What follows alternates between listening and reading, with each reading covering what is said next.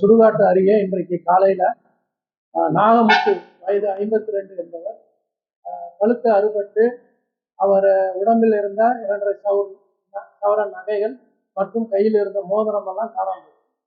So உடனடியாக சம்பவம் இடம் சென்று காவல்துறையினர் சடலத்தை எடுத்து ஹாஸ்பிட்டலுக்கு அனுப்பினாங்க. ஸோ இந்த குற்றத்தை, இந்த கொலையை கண்டுபிடிக்கும் பொருட்டு துணை கண்காணிப்பாளர் பார்த்திபன் தலைமையில் ஆய்வாளர் ரவிச்சந்திரன் மற்றும் உதவி ஆய்வாளர்கள் உலகநாதன், தங்கவேலு, பாபு ஆகியோர் அடங்கிய 4 தனிப்படைகள் உடனடியாக 8 மணிக்கு அமைக்கப்பட்டது.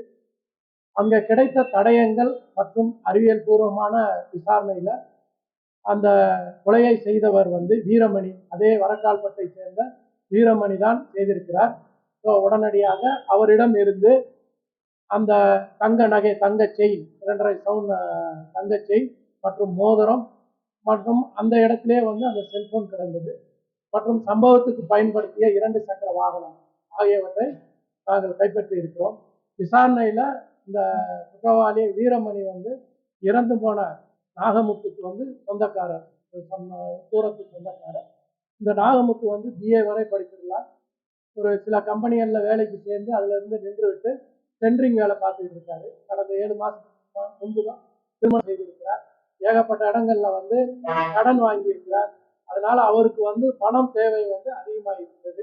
எப்பயுமே நாகமுத்து கழுத்தில் இருக்கிற நகைகள் பிளஸ் இந்த மோதிரம் அணிந்திருப்பதை பார்த்து பணத்துக்கோசரம், அது நேற்றுக்கு எப்படின்னா ஒரு சூழ்நிலை முதல்ல 2 பேரும், இவரும் அந்த நாகமுத்தும் அவருடைய நண்பரும் ஒரு இடத்துல குடிச்சிருக்காங்க. தென் அகைன் நேற்றுக்கு ஒரு இறப்புனால அந்த இடத்துக்கு மாலை போட்டு விட்டு சுடுகாட்டில் வைத்து நாகமுத்து மது அருந்தது. இவர் முதலே அவர் நல்ல மது செய்துவிட்டு நகையை